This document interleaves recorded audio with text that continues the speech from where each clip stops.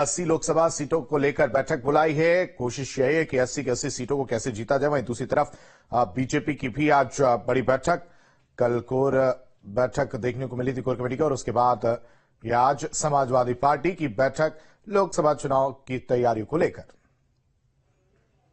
राजधानी लखनऊ में सोमवार को पारा इस ठंडी में थोड़ा चढ़ गया।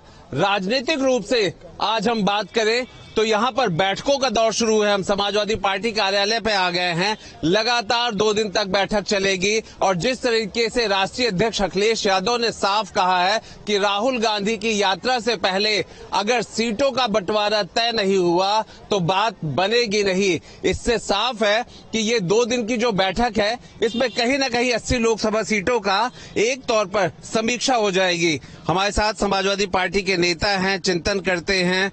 ये बताइए कि आज जिला अध्यक्षों की बैठक वैसे भी महत्वपूर्ण होती है, अब तो जिला अध्यक्ष ही सबसे महत्वपूर्ण होते हैं। 80 लोकसभा सीट को लेकर के आखिर क्या माने, क्या ये प्रेशर पॉलिटिक्स है बैठक को बुला करके कांग्रेस पे दबाव डालना? देखिए, कांग्रेस पे दबाव जहां डालने की बात वहीं 80 पे राष्ट्रीय अध्यक्ष जी के नेतृत्व में पूरी 80 की 80 सीट पे समाजवादी पार्टी पूर्ण रूप से तैयार है और उसी पे चिंतन हो रहा है कि 80 पे हम काम करेंगे। कांग्रेस को अगर जो कह के आई है, कांग्रेस जो कह के आई है, चाहे संविधान के नाम पे, चाहे जिस तरह से जो भी उत्पीड़न हो रहा है सरकार के माध्यम से, उसको राष्ट्रीय अध्यक्ष जी ने बोल दिया है कि यात्रा से पहले इनको जो है सीटों का बंटवारा हो जाना चाहिए। अगर नहीं बंटवारा होता, समाजवादी पार्टी 80 पे 80 तैयारी की है। जिला अध्यक्षों के माध्यम से हम 80 पे 80 भी लड़ेंगे, अपनी विचारधारा को जितने मुद्दे हैं लेके चलेंगे। अच्छा, हमको ये बताइए पूर्व विधायक जी, आप 80 की रस्साकसी हो गई है क्या? 80 की रस्साकसी तो लोग कर रहे हैं, हम लोग तो जीतने के पूरा प्रयासरत हैं और संविधान बचाने के लिए। और इतना ही आपका कॉन्फिडेंस है तो फिर कहाँ गठबंधन में शामिल, कहाँ आप कांग्रेस को मनाने और उस पे कह रहे हैं कि भाई बताओ? भाई देखिए, विचारधाराओं की लड़ाई है और जब सबका विचारधारा एक है, संविधान बचाने के लिए, आरक्षण बचाने, देश बचाने के लिए, देश की एकता अखंडता को सुरक्षित करने के लिए, तो विचारधारा सब लोग समाहित हो जाए, एक जगह तो अच्छी बात है। क्या शुभ नाम है आपका? मेरा नाम जितेंद्र कुमार एडवोकेट, पूर्व विधायक चकिया। आप 22 का चुनाव लड़े थे? जी, सुनील सिंह और नाम है।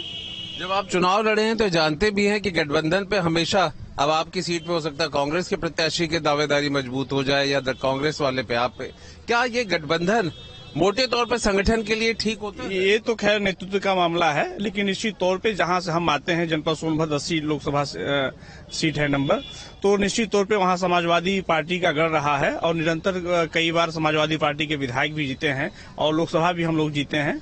तो निश्चित तौर पे जब गढ़ है तो फिर काहे सीट का बंटवारा?